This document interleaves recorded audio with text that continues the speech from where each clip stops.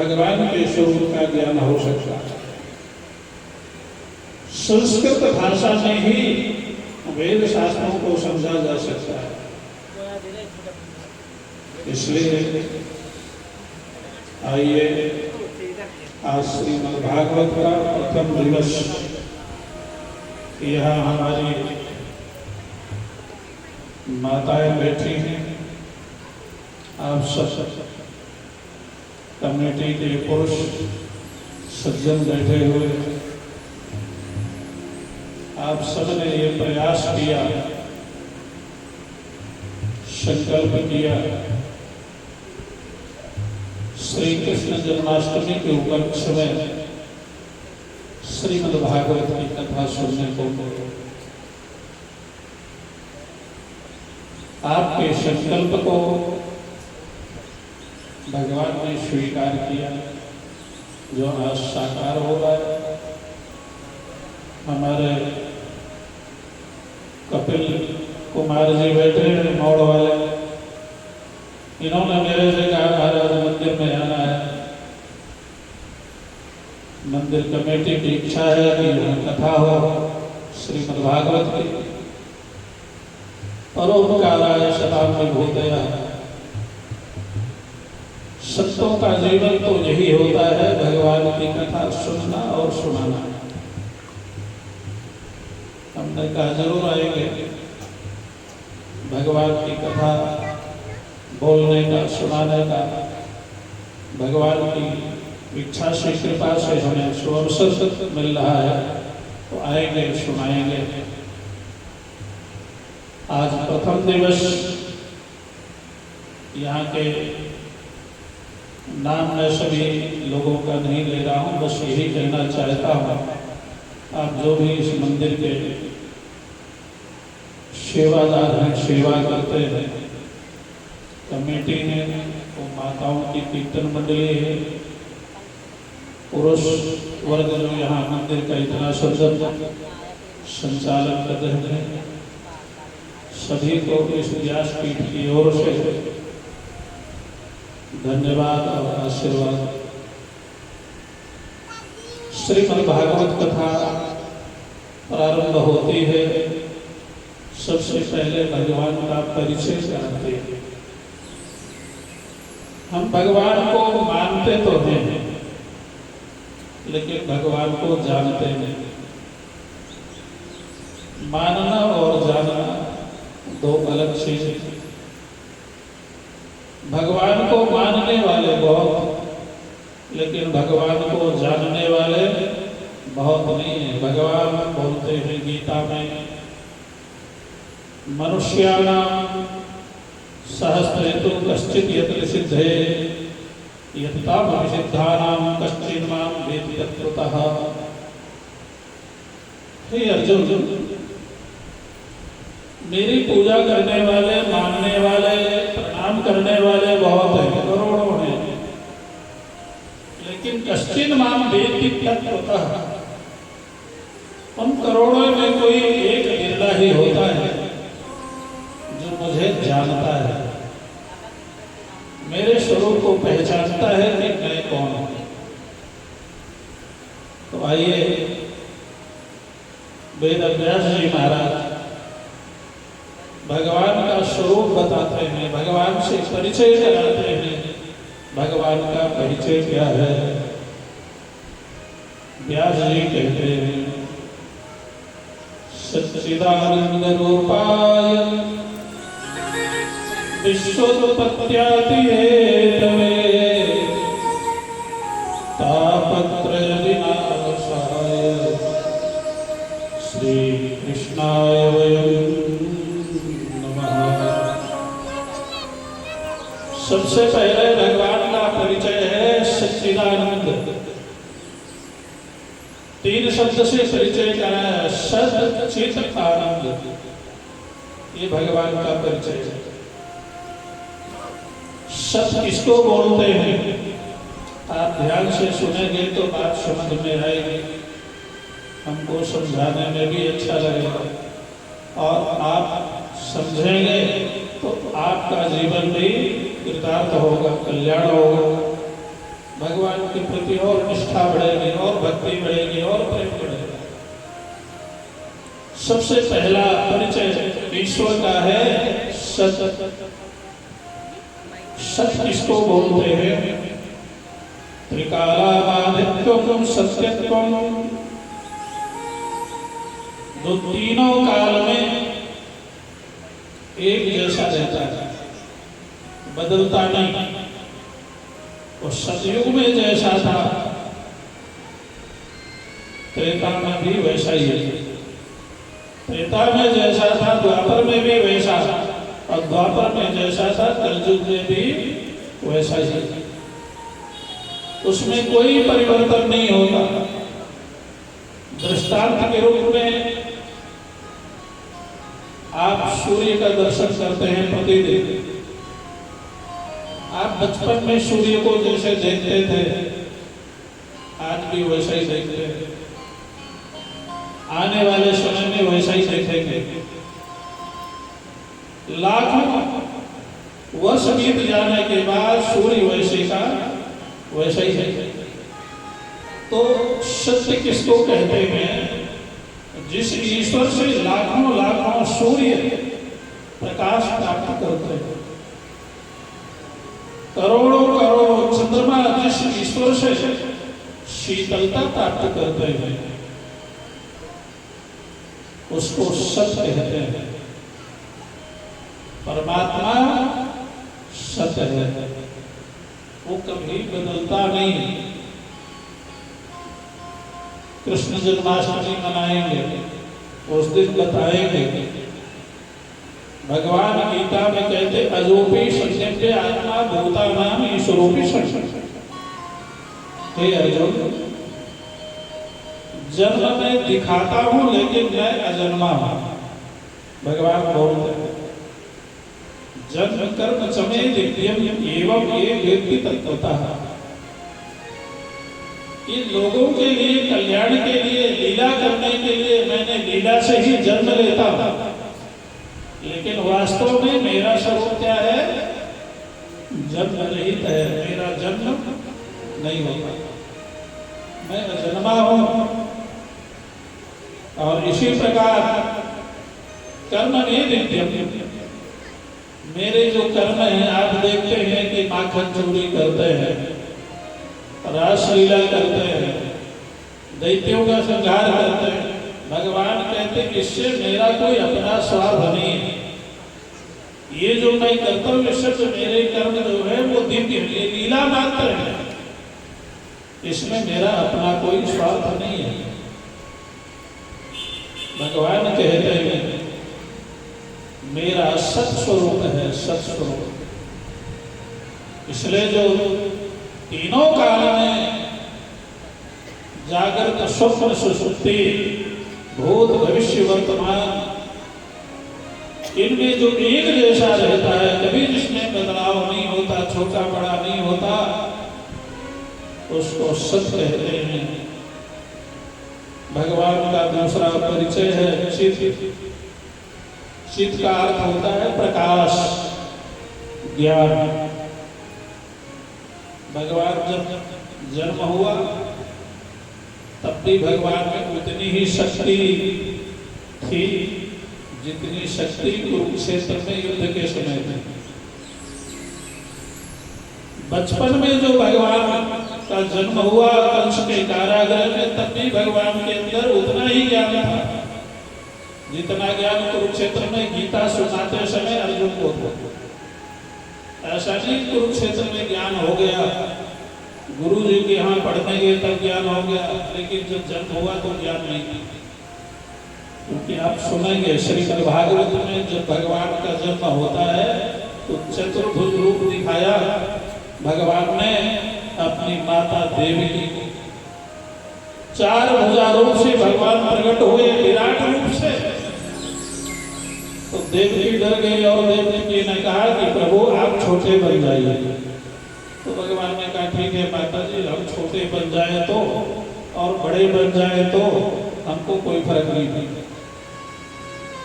राम अवतार में भी भगवान ने ऐसे ही किया। जब कौशल्या के यहाँ भगवान का जन्म हुआ, राम का तो चतुर्भुज रूप से प्रकट हो गए।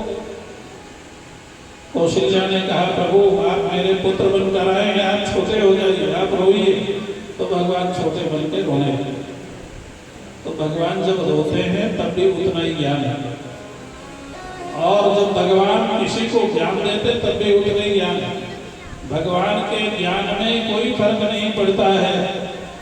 इसलिए भगवान का दूसरा परिचय है चित, और तीसरा परिचय है भगवान का आनंद। दुख आप बोलते हैं ना, तो दुख के बाद सुख आता है, और सुख के बाद दुख आता है। आप जितने यहाँ बैठे हो, जब शादी होती है तो महाराज आप बहुत खुश होते हैं, बहुत अच्छा लगता है। लेकिन जब किसी की मृत्यु होती है तो बहुत दुख होता है। क्या हो गया? बोले पहले शादी के समय सुख था, मृत्यु के समय हम दुखी हो गए। तो सुख कभी दुख का रूप ले लेता है, दुख कभी सुख का रूप ले लेता है। तो सुख का विरोधी है दुख, और दुख का विरोधी है सुख। लेकिन भगवान का स्वरूप क्या है? आनंद। आनंद का विरोधी दुनिया में कोई नहीं।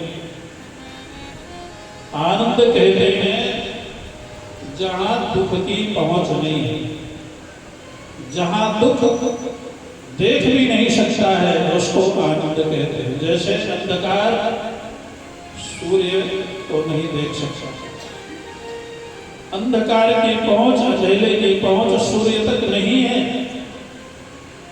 इसी प्रकार दुख की पहुंच आनंद तक नहीं है।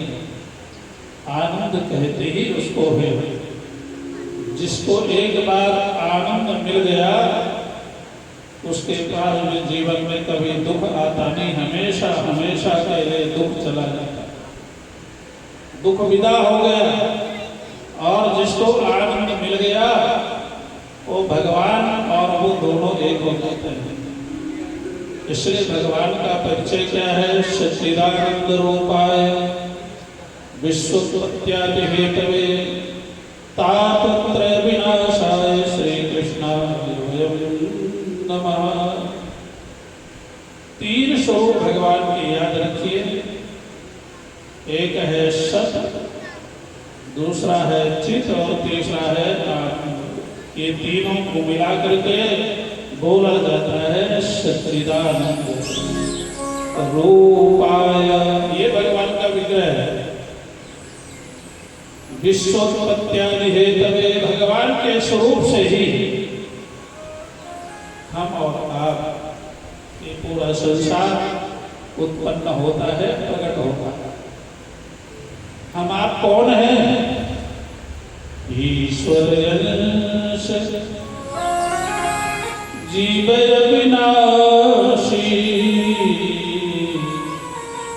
चैतन्य अमल सहज सुख राशि। रामायण में गोस्वामी तुलसीदास बताते हैं ईश्वर अंश, हम सब ईश्वर के अंश, अर्थात ईश्वर से ही हम सब आए। ईश्वर के स्वरूप में से, विग्रह में से ही हम प्रकट हुए।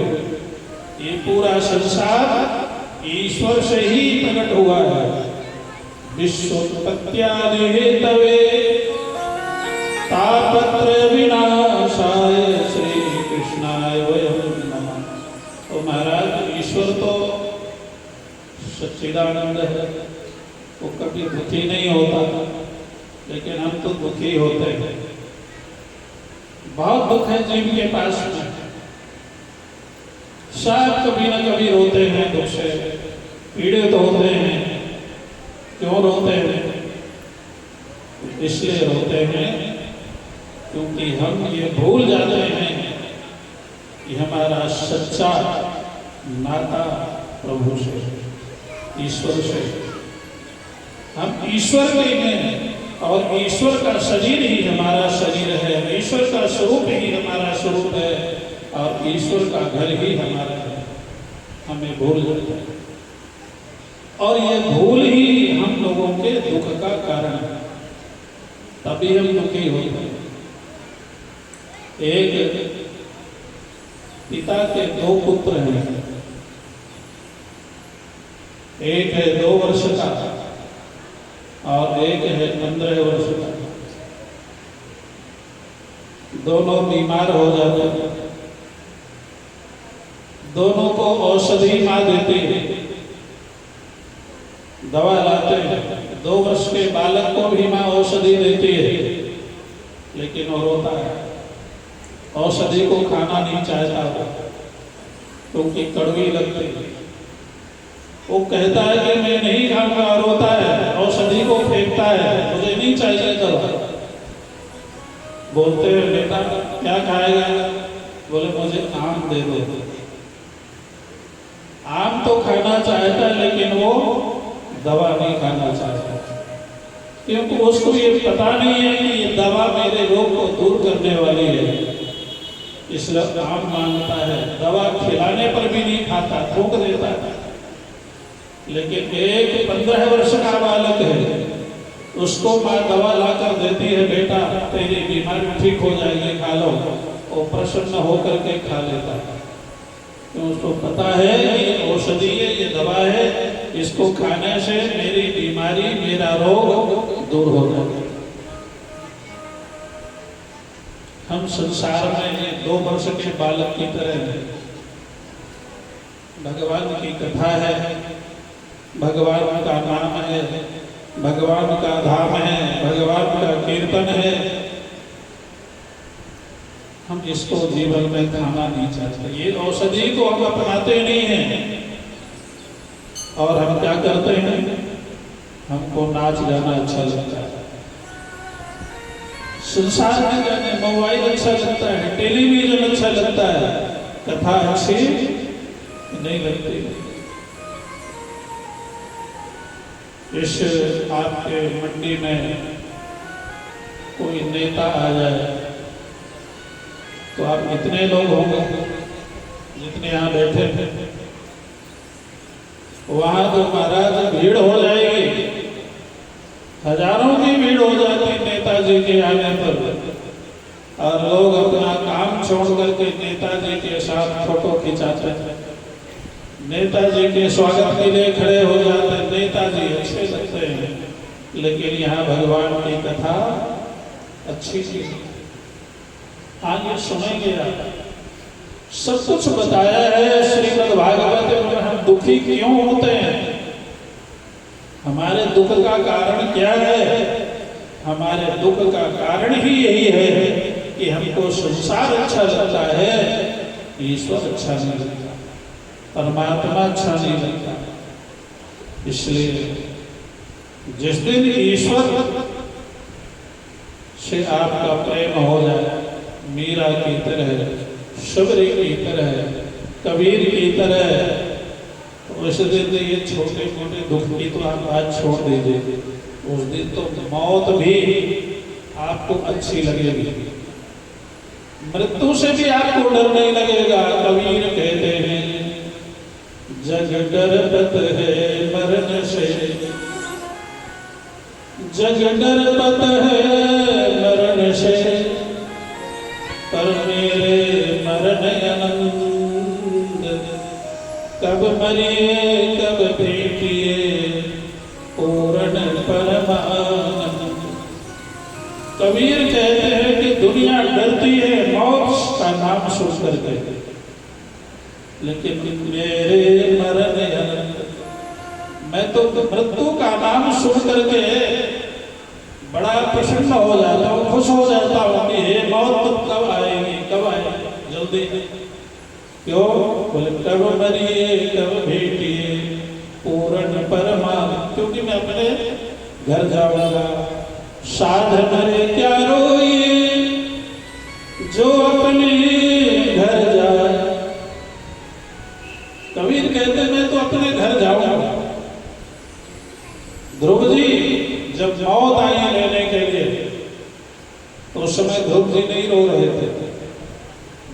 हो रही थी, मृत्यु रो रही थी। आपने भागवत की कथा में सुना, ध्रुव जी के सामने मृत्यु आकर के रोने लगी। मृत्यु ने कहा, आप भगवान के भक्त हो, ध्रुव आप मेरा उद्धार करो। मैं सबको मारती हूँ, सबको डराती हूँ, लेकिन जो आप जैसे भगवान के भक्त हैं, मौत कहती है, मैं उनसे डरती हूँ।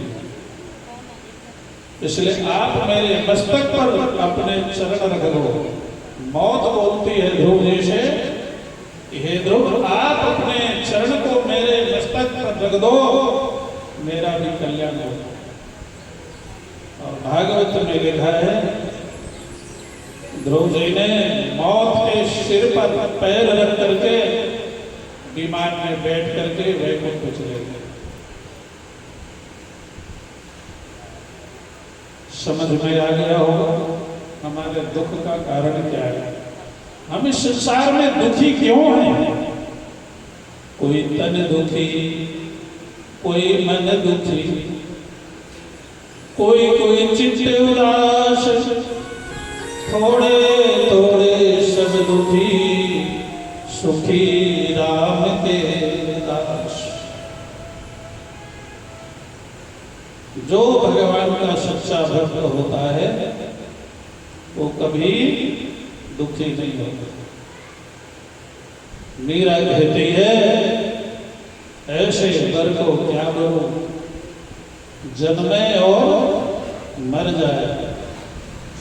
बरबरिए गोपाल जो न्यारो छोड़ लो अमर हो जाए। मीरा कहती है कि मैं ऐसे वर को नहीं करूंगी जो मरने वाला। वो तो कहते मैंने तो ऐसे वर को भरा है कि मेरा सिंदूर, मेरी चूड़ियां अमर हो गई। भगवान की जो कथा सुनता है,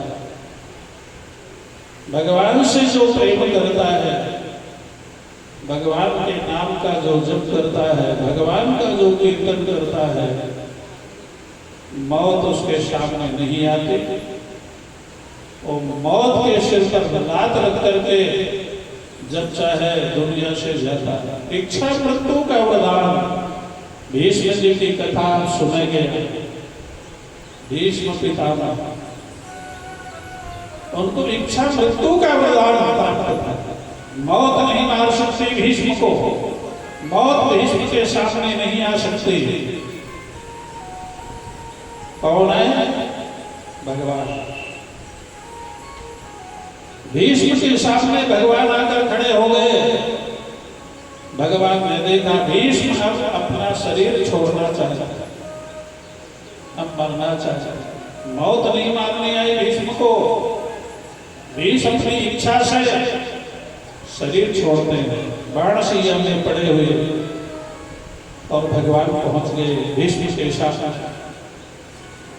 भीष्म जी ने भगवान की स्तुति की है और अंत में भीष्म जी ने कहा कि हे प्रभु, अब मैं आपके चरणों में समा जाना चाहता हूं। मीरा की मौत नहीं हुई। भक्ति का फल क्या है? मीरा मरी नहीं, मीरा भगवान में समा गई। भीष्म मरे नहीं, भगवान के चरणों में समा गए। शबरी मरी नहीं, भगवान के सामने ही चिता में अपने शरीर को समाहित कर दिया। हमारे दुख का कारण यही है, प्रेम हमारा परमात्मा से नहीं है, हमारा प्रेम संसार से। भगवान के स्वरूप का वर्णन करने के बाद में कथा प्रारंभ होती है श्रीमद् भागवत की। आप ध्यान से सुनेंगे। एक तीर्थ है जिसको कहते हैं नैमिषारण्य। सारी कथाएं वहीं से शुरू होती। आप सत्यनारायण की कथा भी सुनेंगे ना, तो भी नैमिषारण्य से ही शुरू होती। जितने भी पुराण हैं 18 पुराण, सबकी कथा नैमिषारण्य से ही शुरू होती। एक बार समस्त ऋषि ब्रह्मा जी के पास गए। जितने भी ऋषि हैं सब इकट्ठा होकर, एकत्रित होकर ब्रह्मलोक में गए। ब्रह्मा जी के पास में ब्रह्मा जी ने देखा इतने ऋषि सब इकट्ठा होकर आ गए। ऋषियों, क्या कष्ट है तुम्हें? बोले महाराज, हमें कष्ट कोई नहीं है, हम कथा सुनना चाहते हैं।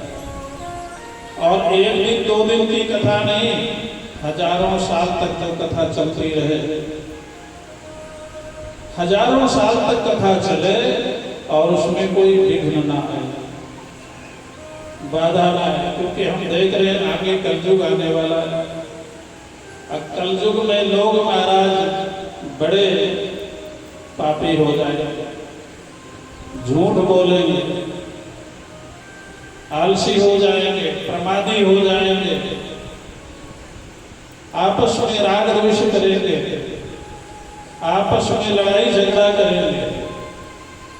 तो हम ये चाहते हैं जहाँ कलयुग का प्रवेश ना हो, ऐसा कोई स्थान हमें बताइए जहाँ झूठ ना हो, कपट ना हो, कलयुग का प्रवेश ना हो, कोई विघ्न ना आए और हजारों साल तक कथा चलती रहे। ब्रह्मा जी ने एक चक्र छोड़ा ब्रह्मलोक से। चक्र में हजारों सूर्य के समान प्रकाश था। वो चक्र चलता है ब्रह्मलोक से। ब्रह्मा जी ने ऋषियों से कहा, हे ऋषियों, इस चक्र के पीछे पीछे जाओ। मृत्यु लोक में चक्र जहां जाकर के शीर्ण हो जाएगा, नष्ट हो जाएगा, रुक जाएगा, जमीन में गिर जाएगा, समझ लेना वही स्थान ऐसा है जो परम पवित्र होगा, जहां कलयुग का प्रवेश नहीं होगा। और वही स्थान पर तुम सब बैठ करके भगवान की कथा निर्विघ्न रूप से सुन सकते हो। वहां किसी प्रकार का विघ्न नहीं आएगा, वहां आलस नहीं सताएगा, वहां प्रमाद नहीं सताएगा, वहां भूख नहीं सताएगी, वहां नींद नहीं सताएगी, वहां कलयुग नहीं सताएगा। ऐसा वो पवित्र पावन स्थान होगा। ऋषि लोग चक्र के पीछे पीछे चलते, आगे आगे चक्र चलता है। और वही स्थान था जिसे नैमिषारण्य कहते हैं। सीतापुर जिले में पड़ता है। वहां वो चक्र आकर जमीन में गिरता है, उसको कहा गया चक्र तीर्थ। आज भी है वो। जो लोग नैमिषारण्य में गए होंगे देखा होगा, बड़ा पावन तीर्थ। आज भी वहां सात्विकता है। आप लोग कभी गए होंगे या जाएंगे तो देखेंगे, आज भी वहां पर बिल्कुल ऐसा लगता है जैसे यहाँ ऋषियों का आश्रम है। बड़ा पवित्र तीर्थ है, बड़ी शांति है। वह सारे ऋषि एकत्रित होते हैं। वह श्री सूत जी का आगमन होता। कथा सुनाने वाले हैं, उनका नाम है सूत जी। बहुत बार कथा सुनी है आप लोगों ने सूत। सूत किसको कहते हैं? सूत कहते हैं जो सूत्र के रूप में परमात्मा की कथा को समझाता है, उसको सूत्र कहते हैं। सूत कहते हैं उस सूत्र रूप में भगवान की कथा करते हैं, समझाते हैं। और वहां सुनने वाले हजारों ऋषि बैठे। उन हजारों ऋषियों में जो सबसे अच्छा श्रोता सुनने वाले यहाँ बैठे हैं, सब सुन रहे हैं, लेकिन सब अच्छे श्रोता नहीं होते। कुछ तो श्रोता होते हैं, कुछ श्रोता होते हैं, कुछ श्रोता होते हैं। तीन तरह के श्रोता। एक है श्रोता, दूसरे हैं श्रोता, जो यहाँ बैठे बैठे जो नुहाई लेते रहते, सोते रहते, कभी सुन लेते कभी सो जाते। और दूसरे होते हैं श्रोता। श्रोता ऐसे होते हैं कोई इंतजार करते रहते कब 10 बजे कब हम छूटे यहाँ से जाके सो जाएंगे, एसी लगा के आराम से सोए मस्ती से। तो 3 प्रकार के श्रोता होते हैं। उन हजारों ऋषियों में सबसे श्रेष्ठ श्रोता जो सबसे सावधान पूर्वक कथा सुनते हैं उनका नाम है शौनक जी। उन ऋषि का नाम है शौनक। और ये जो मास चल रहा है इसको कहते हैं भाद्र। इससे पहले गया श्रावण। क्या गया? श्रावण। श्रावण का अर्थ होता है श्रवण करना, सुनना। इस श्रावण से ही श्रवण बना। भगवान शिव का मास माना जाता है। श्रावण मास किसका मास है?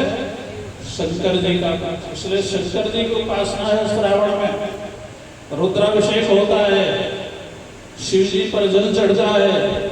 और ये भाद्र मास है। भाद्र मास का अर्थ होता है कि आप कथा श्रवण करेंगे तो आपके जीवन में भद्र आएगा। भद्र का मतलब होता कल्याण। आपका कल्याण हो जाएगा। श्रावण में कथा सुनो और भद्र का अर्थ होता है कल्याण हो जाना। तो श्रावण में शिव पुराण की कथा और भादों में श्रीमद् भागवत की कथा। तो वहां नैमिषारण्य तीर्थ में 88,000 ऋषि विराजमान हैं। सूत जी को कथा सुनाने के लिए सभी ऋषियों ने आग्रह किया। शौनक ऋषि कहते हैं, सूत जी से निवेदन करते हैं, अज्ञान ध्वांत विध्वंस कोटि सूर्य समप्रभा सूतख्या ही कथा सारम नम कर्ण नरसायनम। हे सूत जी, अज्ञान ध्वांत विध्वंस, आपके अंदर इतना ज्ञान है, हमने सुना है। आपके गुरु वेद व्यास जी हैं और व्यास जी से आपने सारे पुराणों का अध्ययन किया है। और आपने अध्ययन ही नहीं किया, पढ़ा ही नहीं है, आपने सारे ज्ञान के वक्ता भी हैं। आपने व्यास जी ने जो आपको सुनाया है, आपके जीवन में भी वो ज्ञान है। एक बात आपको बताता है, बोले वृंदावन बिहारी लाल जय जय श्री राम हर हर महादेव। हम लोग बनारस में पढ़ते थे, काशी में। तो हमको जो पढ़ाने वाले आचार्य थे वो कहते थे, देखो एक होते हैं वक्ता। वक्ता कथाकार, जो क्या करते हैं? कथा सुनाते हैं। एक होते हैं वक्ता, जो बकते रहते हैं। यूपी की भाषा है, क्या बक रहा है ऐसा बोलते हैं। ये तो बकवास करता है ऐसा बोलते हैं। तो ये होता है वक्ता। वो टेलीविजन में जितने आते हैं लिखा होता है कौन है ये सब? ये वक्ता है, ये बकते रहते हैं कैमरा लगा कर, इश्तहार छपा करके। और ये क्या करते हैं? कुछ न कुछ बकते रहते हैं, धन इकट्ठा करते रहते हैं। तो बोले आप लोगों को न वक्ता बनना है न कथाकार बनना है, क्या बनना है? चलो जो यहाँ आप पढ़ रहे हैं, ये जो ज्ञान आप लोगों को पढ़ाया जा रहा है, आपको न कथाकार बनना है न वक्ता बनना है, आपको उस ज्ञान में जीवन में उतारना है। जो ज्ञान आपको पढ़ाया जा रहा है, बताया जा रहा है, इस ज्ञान के अनुसार आपका जीवन होना चाहिए। तुलसी बाबा बोलते हैं, पर उपदेश कुशल बहुते, जे आचरही ते नर न धरे। पर उपदेश कुशल बहुते, दूसरों को उपदेश करने वाले बहुत हैं, लेकिन जे आचरही ते नर न धरे, उनके आचरण में वो बात नहीं होती जो वो सुनाता है, लेकिन दूसरों को सुना रहे हैं। इसलिए शौनकादि ऋषि कहते हैं, सूत जी आपने गुरुदेव व्यास जी से कथा सुनी भी है, शास्त्रों को पढ़ा भी है, और आपके जीवन में वो शास्त्र है। आपका जीवन भी बड़ा पवित्र है, आप बड़े तपस्वी भी, आप बड़े ज्ञानी हैं, आप बड़े उदार हैं, आप बड़े सरल हैं, आप बड़े सज्जन हैं। इसलिए हम आपसे कथा सुनना चाहते हैं। आप हमें कथा सुनाए। कथा सारम हम कर्ण रसायन। और कौन सी कथा कहिए? बोले कथा का जो सार है, कथा का सार सुनाइए। बहुत पुराण सुने हैं, बहुत कथाएं सुनी हैं, लेकिन हम कथा का सार सुनना चाहते हैं। कथाओं का सार क्या है, निचोड़ क्या है? श्रीमद् भागवत सभी कथाओं का सार है, निचोड़ है। भक्ति ज्ञान विरागातो विवेको वर्धते महान। ऐसी कथा सुनाइए जिस कथा से भक्ति की वृद्धि हो, भगवान में प्रीति हो, और वैराग्य परिपुष्ट हो, ज्ञान परिपुष्ट हो, और भगवान की प्राप्ति। ऐसी कथा हम सुनना चाहते हैं। सारे क्लेश, सारे दुख की निवृत्ति हो जाए, ये जीव पवित्र हो जाए, पावन हो जाए, हमेशा के लिए जीव दुख से छूट जाए। ऐसी कथा हमें सुनाइए। सूत जी बड़े प्रसन्न हो गए। देखो, वक्ता का सम्मान, संत का सम्मान, कथाकार का सम्मान फूल माला पहनाने से, प्रणाम करने से। संत का सम्मान, वक्ता का सम्मान ये है कि आप प्रेम से उससे कथा सुनें, भगवान की कथा। आप जितना प्रेम से भगवान की कथा सुनेंगे, उतना ही वक्ता उत्साहित होता है कथा सुनाने के लिए। इसलिए सूत जी से जब प्रश्न किया है शौनक ऋषि ने, तो सूत जी बहुत प्रसन्न होकर के सूत जी कहते हैं कि हे शौनक ऋषि, मैं समझ गया, तुम्हारा चित्त बहुत निर्मल है, अंतःकरण शुद्ध है। जिसका अंतःकरण शुद्ध होता है, पवित्र होता है, कथा सुनने में उसी की प्रीति होती है, उसी की रुचि होती है। वही कथा बड़े ध्यान से सुनना चाहता है। इसलिए मैं अब ऐसी कथा आप लोगों को सुनाता हूँ जिससे भगवान की प्राप्ति हो। कुछ कलयुग का वर्णन यहाँ किया गया है सूत जी के द्वारा। कलयुग में मंदासुमंद मतयो हो। कलयुग में लोग झूठ बहुत बोलेंगे, मंद बुद्धि के होंगे।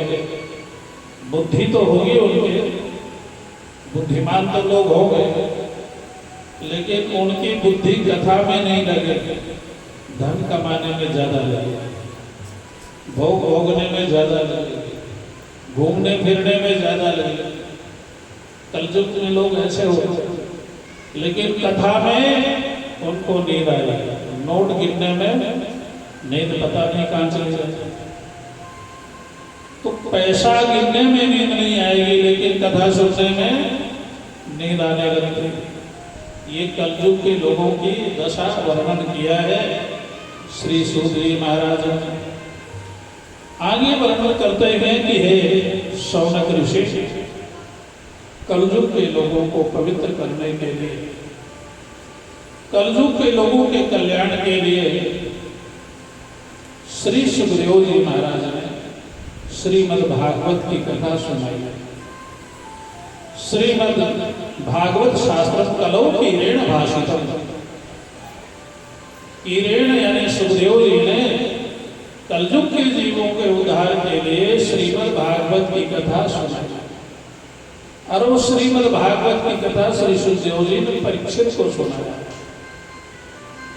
परीक्षित को जब 7 दिन तक श्री सुखदेव जी ने सुनाया तो परीक्षित का मोक्ष हो गया, भगवान की प्राप्ति हो गई। सारे देवता लोग, सारे ऋषि लोग बड़े आश्चर्य में बढ़ गए।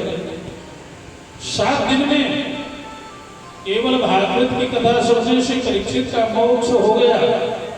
सब लोग इकट्ठा होकर के ब्रह्मलोक गए, ब्रह्मा जी के पास बोले महाराज बड़ा आश्चर्य हो गया, परीक्षित का मोक्ष भागवत कथा सुनने से हो गया। ब्रह्मा जी को भी बड़ा आश्चर्य, भागवत में ऐसी क्या विशेषता है? 7 दिन केवल भागवत की कथा सुनने से मात्र से परीक्षित का उद्धार हो गया, वैकुंठ की प्राप्ति हो गई। तो ब्रह्मा जी ने एक तराजू लिया, मृत्यु लोक में भी तराजू है ना, आप लोग तो सब दुकानदार हैं, सबके दुकानों में तराजू है, तोलते हैं। लेकिन मृत्यु लोक का जो तराजू है ना, तकड़ी मृत्यु लोक वाली, वो तो कभी सही तोलती है, कभी कभी गलत भी तोल देती है। बोलिए वृंदावन, तोलती है। मृत्यु लोक के तराजू कांटे सही भी तोलते हैं और गलत भी तोलते हैं। एक स्वर्ग लोक में तराजू है, स्वर्ग में जो तराजू है जिससे इंद्र तोलता है उसका नाम है धर्म तराजू। उस तराजू का नाम है, मृत्यु लोक में भी लोग लिख लेते हैं धर्म कांटा। क्या लिखते हैं? धर्म कांटा लिखते हैं नहीं? हमने कई जगह पढ़ा है धर्म कांटा, क्योंकि अब ठगने के लिए यही लिखना पड़ेगा, अधर्म कांटा तो लिख नहीं सकते, इसलिए धर्म कांटा। अब वो कांटा धर्म है कि अधर्म है? लेकिन वैकुंठ में, स्वर्ग में, सत्यलोक यानी ब्रह्मलोक में कांटे हैं। स्वर्गलोक में जो कांटा है उसका नाम है धर्म कांटा। मनुष्य के पाप और पुण्य को तोलता है। आपने कितना पुण्य किया है, कितना पाप किया है, वो धर्म में कांटा तोलता है।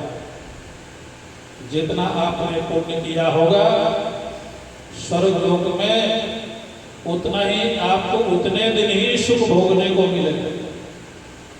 और जिस दिन उस कांटे ने कह दिया कि अब इनका पुण्य खत्म, गीता में भगवान श्री कृष्ण कहते हैं छीने पुण्य मृत लोके विशंति, उसी समय पुण्य के खत्म होते ही मृत्यु लोक से धक्का दे दिया जाता है और वो मनुष्य मृत्यु लोक में आकर के पुनः जन्म ले लेता है किसी भी रूप में।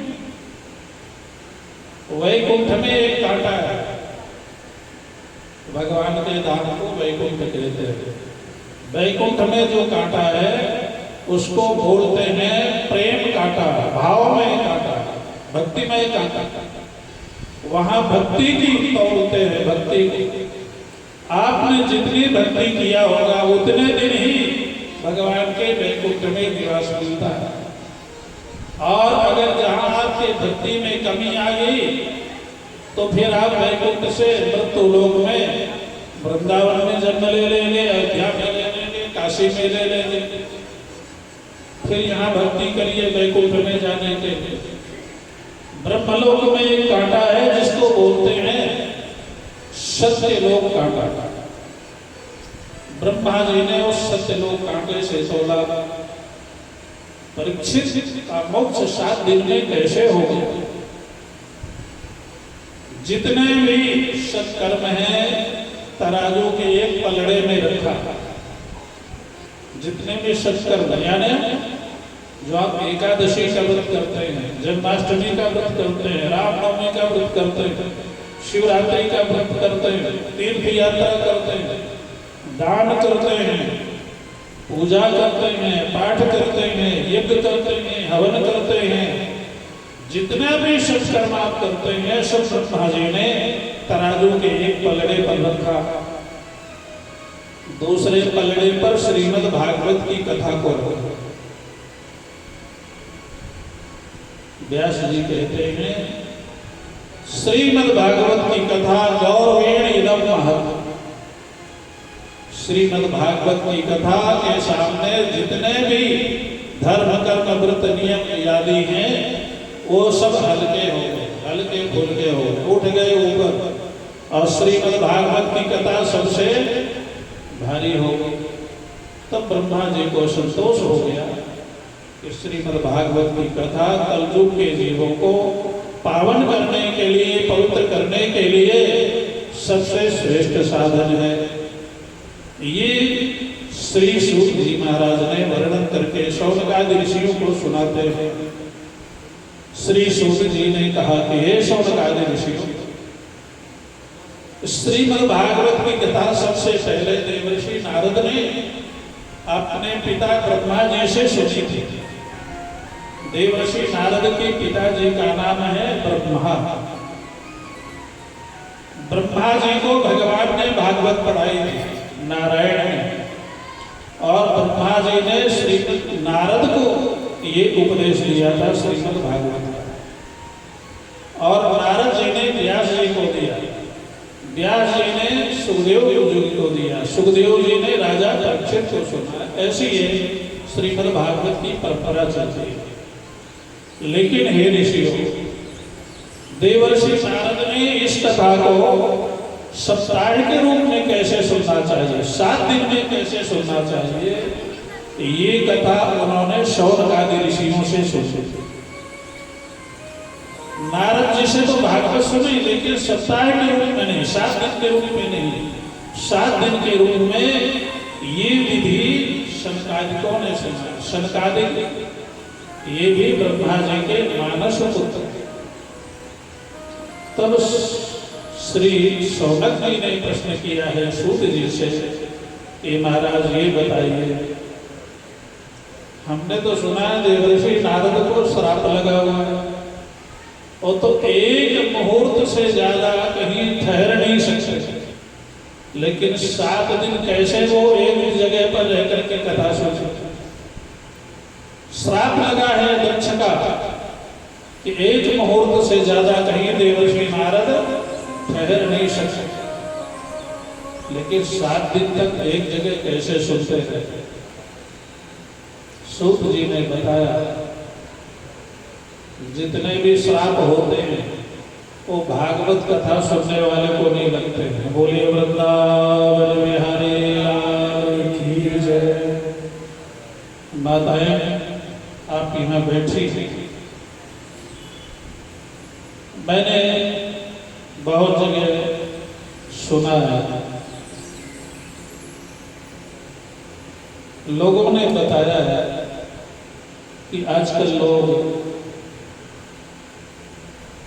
ये जादू है, टोना है, तंत्र है, इस समस्या में ज्यादा पड़े हुए, इस चक्र में ज्यादा पड़े हुए, झाड़ फूक वालों के चक्कर में, धागा तावीज देने वालों के चक्कर में लोग ज्यादा पड़े हुए। श्रीमद् भागवत की कथा आप सुन लें, इससे बड़ा कोई तंत्र मंत्र धागा तावीज नहीं। जो श्रीमद् भागवत की कथा सुनता है, सुनाता है, श्रीमद् भागवत जिसके घर में है, श्रीमद् भागवत का एक श्लोक अथवा आधा श्लोक जो पढ़ता है, उसके घर में किसी भी तंत्र मंत्र का प्रवेश नहीं होता। याद रखिए, मैं जब से यहाँ आया हूँ आपके मंडी में, आज भी मैं सुना और कल भी मेरे को बताया गया,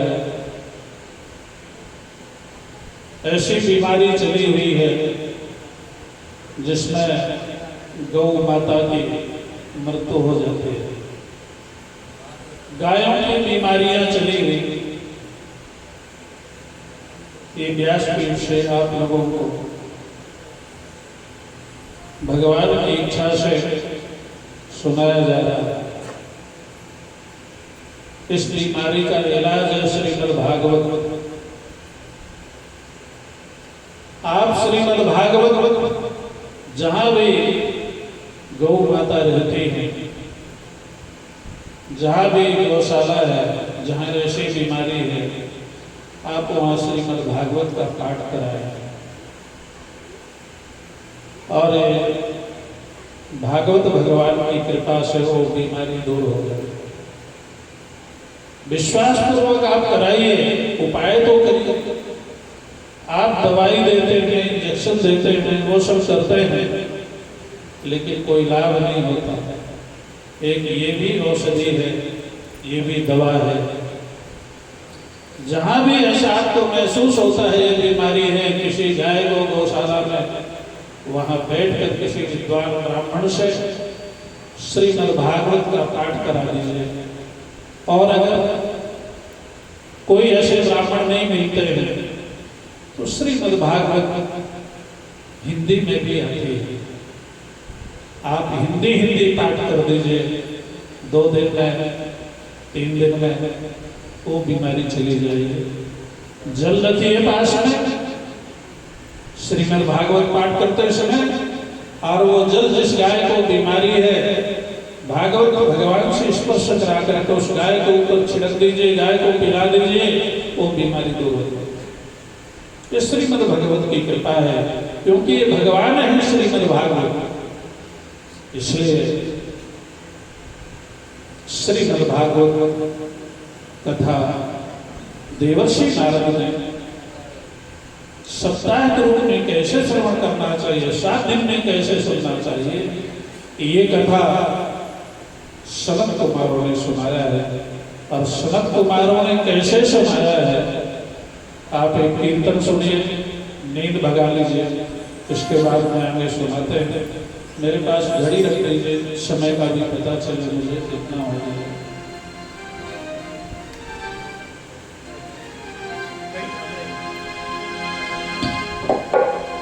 बोलिए सतगुरु भगवान की जय।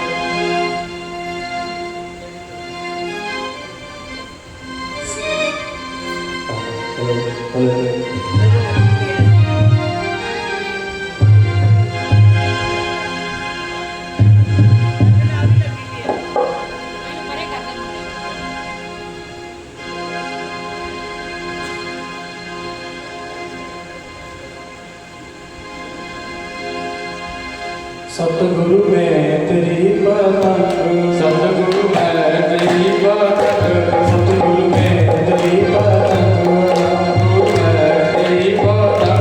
हवा विच उड़ती जावांगी, हवा विच उड़ती जावांगी, सतगुरु डोर हाथों छठी ना मिलती जावांगी। सतगुरु में तेरी पतंग, हवा विच उड़ती जावांगी, हवा विच उड़ती जावांगी, साइयां डोर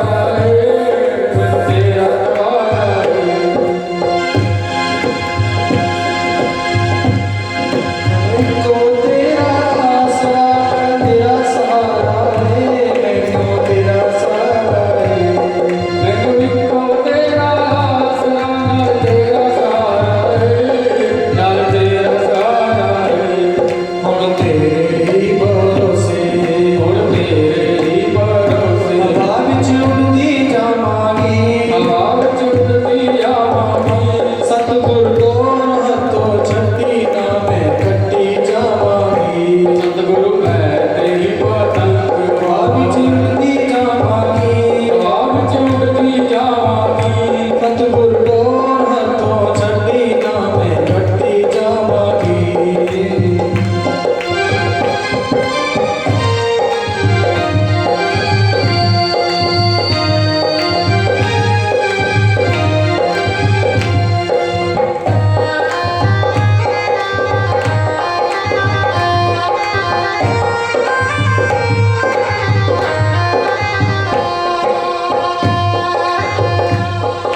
चरण कमला नालो मन दूर हटावी ना मन दूर हटावी ना इन चरण कमला नालो मन दूर हटावी ना मन दूर हटावी ना इस झूठे जग दे अंदर मेरा के चलावी ना सतगुर के चलावी ना इस झूठे जग दे अंदर मेरा के चलावी ना मेरा के चलावी जे कट गई ता सतगुरु जे कट गई ता सतगुरु जे कट गई ता सतगुरु फिर मैं लुटी जावांगी फिर मैं लुटी जावांगी सतगुरु तोर हथों छठी ना मैं कट्टी जावांगी सतगुरु मैं तेरी पतंग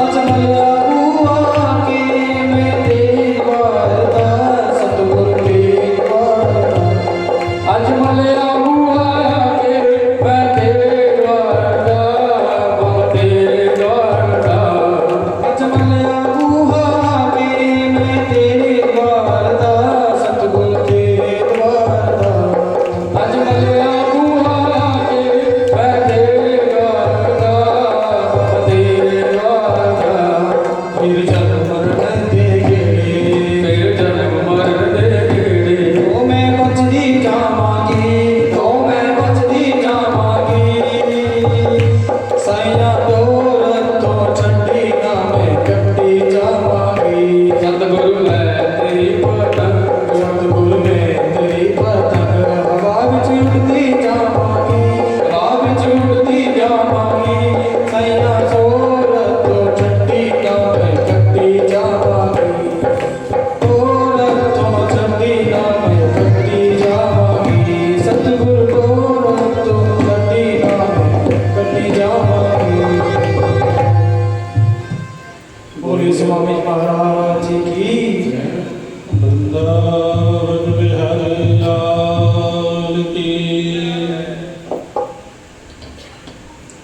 एकदा हि विशालायां चत्वारा ऋषयो मलाः सत्सङ्गार्थं समायाता दद्रुस्तस्य नारदः सूत जी सुनाते हैं ऋषियों एक समय चार ऋषि सनत सनंदन सनातन सनत कुमार सत्संग के लिए उत्तराखंड देवभूमि बद्री नारायण में एकत्रित हुए। सत्संग चल रहा था। चारों ऋषि ब्रह्मा जी के मानस पुत्र हैं। 5-5 वर्ष की अवस्था रहती है इनकी, है ये हजारों साल की, लेकिन देखने में 5-5 वर्ष के बच्चे लगते, छोटे छोटे। भगवान की कथा का यह प्रभाव है। चारों ऋषि सत्संग कर रहे थे। सत्संग का आरंभ होता है जहाँ केवल ईश्वर की, परमात्मा की ही चर्चा होती है, उसको सत्संग कहते हैं। चारों ऋषि सत्संग करते हुए देखते वहां देवर्षि नारद का आगमन हुआ। नारद जी वीणा बजाते हुए बद्री नारायण धाम में पहुंचे। चारों ऋषियों ने देखा कि आज नारद जी के वीणा में वो उत्साह नहीं था, वो स्वर नहीं था, वो संगीत नहीं था। आज नारद जी हतोत्साहित है, निराश है। वीणा तो बज रही थी लेकिन चेहरे पर प्रसन्नता नहीं। ऋषि हैं, संत हैं, उन्होंने पहचान लिया। देवर्षि नारद जब भी मिलते थे इनके मुखमंडल पर हमेशा प्रसन्नता हंसती रहती थी, लेकिन आज इनका मुख कुमलाया हुआ। ऋषियों ने पूछा, हे नारद, आज तुम्हारे अंदर ये मुख में चिंता क्यों? आज उत्साह क्यों नहीं है? क्या चिंता है तुम्हें? देवर्षि नारद अपनी चिंता बताता। देवर्षि नारद कहते हैं, मुनियों, मैं मृत्यु लोक से आ रहा। इसका अर्थ हुआ बद्री नारायण मृत्यु लोक नहीं है। आज भी इसलिए उसे देवभूमि कहते हैं। हरिद्वार से आगे देवभूमि है, देवता लोग वहां निवास करते हैं, ऋषि मुनि निवास करते हैं, साधक गण रहते हैं। आप कहेंगे कि महाराज हम तो जाते हैं तो वहां तो कोई ऋषि मुनि, कोई देवता के दर्शन नहीं होते, और भागवत में लिखा है कि वहां ऋषि रहते हैं, देवता रहते हैं, देवता निवास करते हैं, वो देव हो गए। इसका उत्तर देवर्षि नारद से ही सुनिए। देवर्षि नारद कहते हैं, हे ऋषियों, अहम तो पृथ्वी या तो ज्ञाता सर्वोत्तम विधि। मैं मृत्यु लोक से आ रहा हूं। मैंने सुना था कि मृत्यु लोक बड़ी पावन भूमि है। यहाँ भगवान के अवतार होते हैं, यहाँ भगवान लीला करते हैं, यहाँ भगवान की कथाएं होती हैं। मृत्यु लोक के गृहस्थ भारतवर्ष में बड़े पावन गृहस्थ आश्रम होते हैं। पति पत्नी गृहस्थ आश्रम में रह करके और भगवान की आराधना करते हैं, दान करते हैं, यज्ञ करते हैं, व्रत करते हैं, भगवान के उत्सव मनाते हैं। लेकिन देवर्षि नारद कहते हैं, मैंने घर घर में जाकर के देखा, किसी घर में किसी भी गृहस्थ के यहाँ मुझे शांति नहीं मिली। जिस घर में मैं गया वहां अशांति थी। कैसी शांति है? बोले, सत्यम नास्ति तपः शौचम दया दानं न विद्यते। गृहस्थ आश्रम में अब झूठ ज्यादा बोला जाता है। पहले एक जमाना था जब लोग कहते हैं हम बाल बच्चेदार हैं, झूठ नहीं बोलेंगे। लेकिन आजकल जो मैं उल्टा हो गया, बोले हम बाल बच्चेदार हैं, सत्य कैसे बोलेंगे? अगर सत्य बोलेंगे दुकानदारी कैसे चलेगी? बिना झूठ बोले धन कैसे कमाएंगे? आज लोगों का विचार बदल गया। सत्यम नास्ति तपः शौचम। तप नहीं है हमारा, सहनशीलता नहीं है। दंपति चकल कलम, पति पत्नी में वैमनस्य है, दोनों में बनती नहीं है। पति पत्नी में झगड़ा हो, बेटा बाप में नहीं बनती है, पड़ोसी पड़ोसी में नहीं बनती है। और यहाँ पर तो लिखा है कन्या विक्रीडिते। आपकी पंजाब में नहीं है, लेकिन इधर चले जाए आप बंगाल साइड में, उड़ीसा की तरफ, तो वहां लोग अपने बच्चों को बेच देते।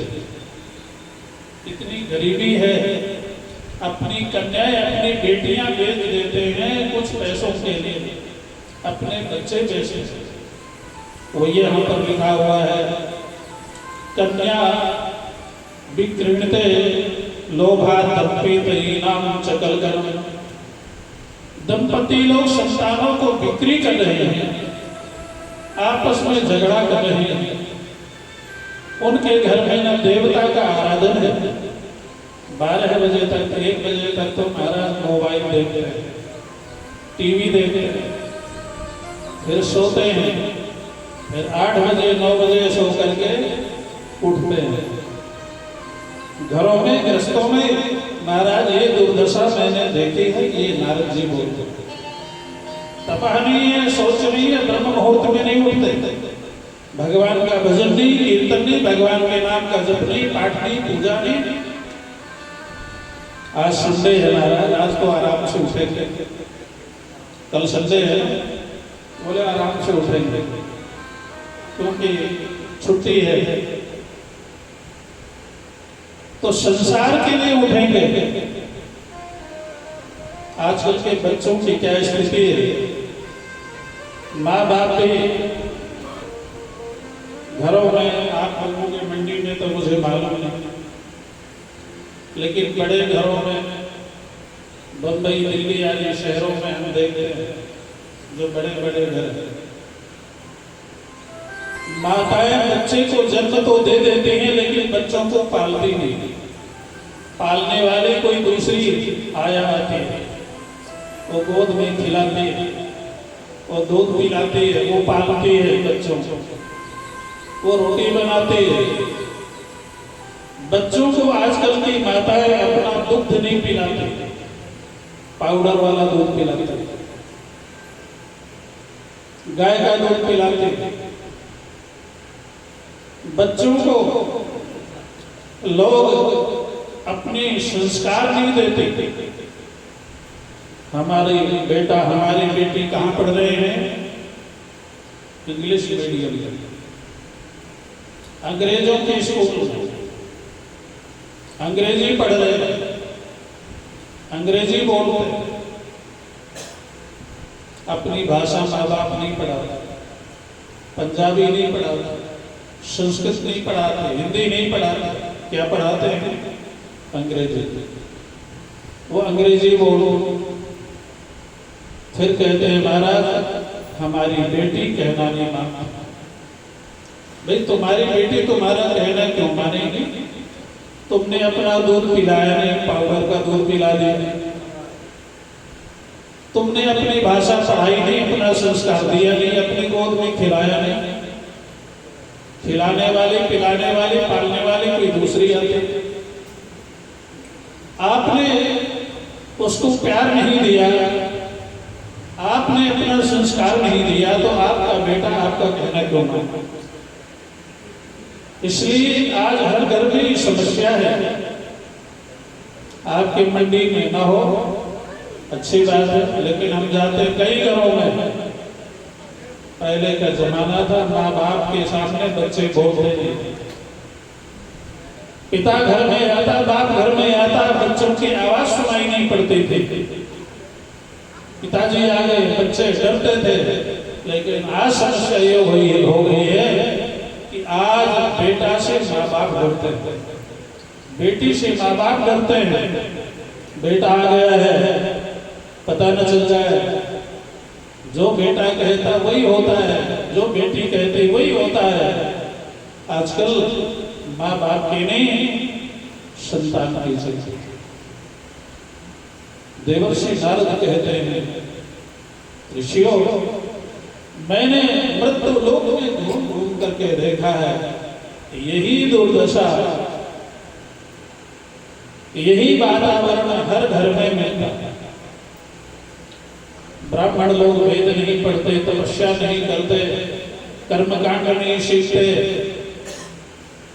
अपने धर्म को ब्राह्मण लोग भी छोड़ गए महाराज। वो भी व्यापार करने लगे, बिजनेस करने लगे। और महाभारत में तो और भी बहुत कड़ी बात बताई गई है, वो आगे बताऊंगा मैं किसी भी प्रसंग के साथ। आज समय हो रहा है 10 बजने वाले, कल आप तरोताजा होकर आएंगे, आगे कथा सुनाएंगे। आज का देवर्षि नारद और चारों शंकादिक चारों ऋषि बद्री का आश्रम में उनका सत्संग चल रहा है। आज चलने दीजिए, आगे का प्रसंग आपको कल सुनाया जाएगा। इन्हीं शब्दों के साथ में आज इस वाणी को, इस कथा को यहीं पर विराम दिया जाता है। बोलिए वृंदावन बिहारी लाल की जय। गोविंद मेरो है, गोपाल मेरो है, गोविंद मेरो है, गोपाल मेरो है, गोविंद मेरो है, गोपाल मेरो है, गोविंद मेरो है, गोपाल मेरो है।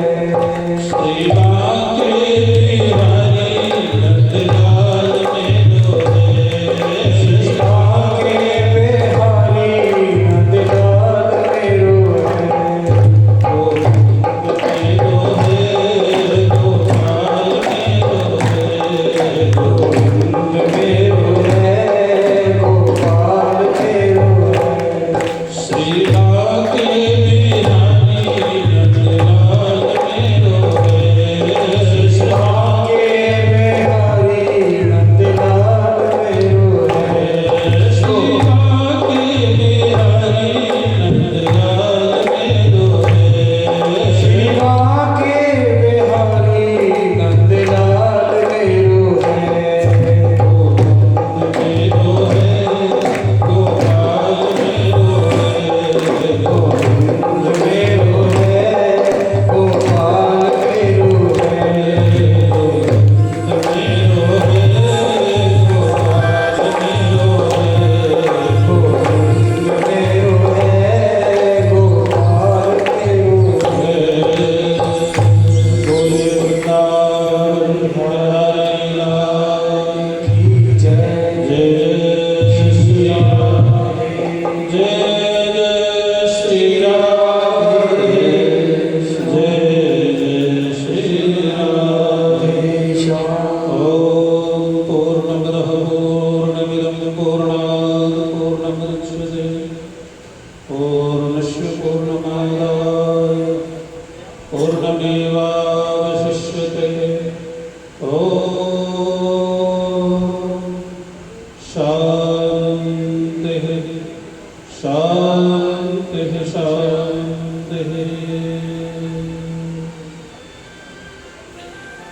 आरती कर ले।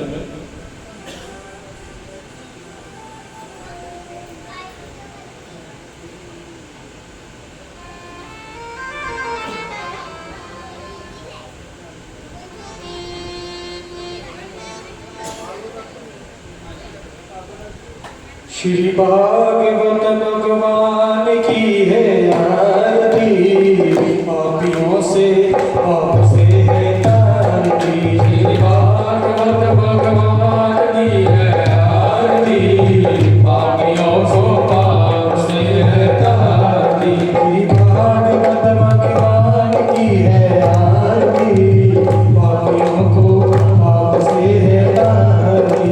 भागवत भगवान की है आरती, पापियों को पाप से है तारती। अमर ग्रंथ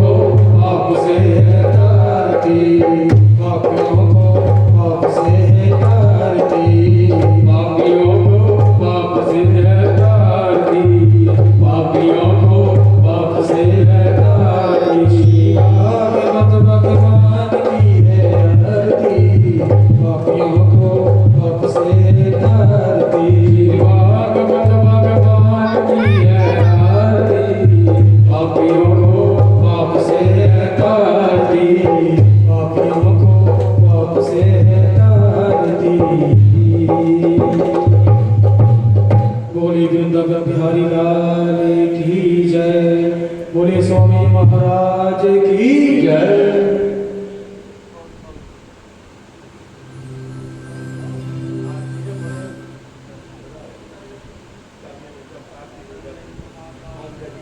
पापा पापा थोड़ी ही रहेगी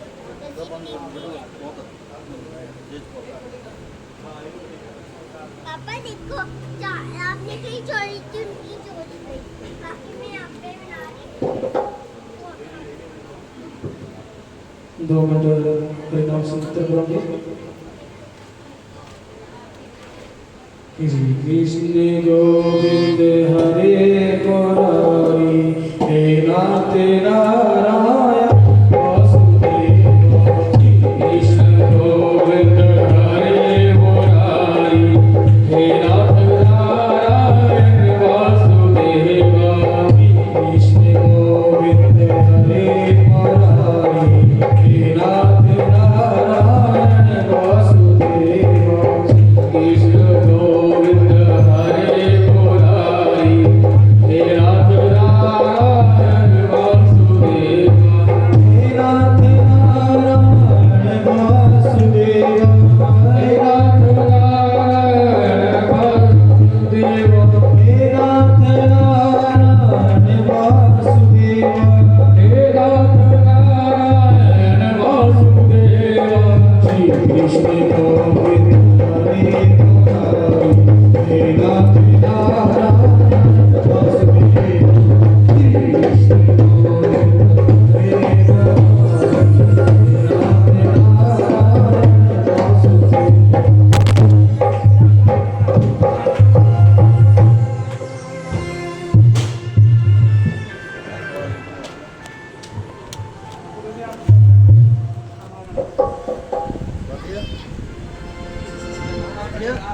बच गया हंसो ले बेटा ठीक है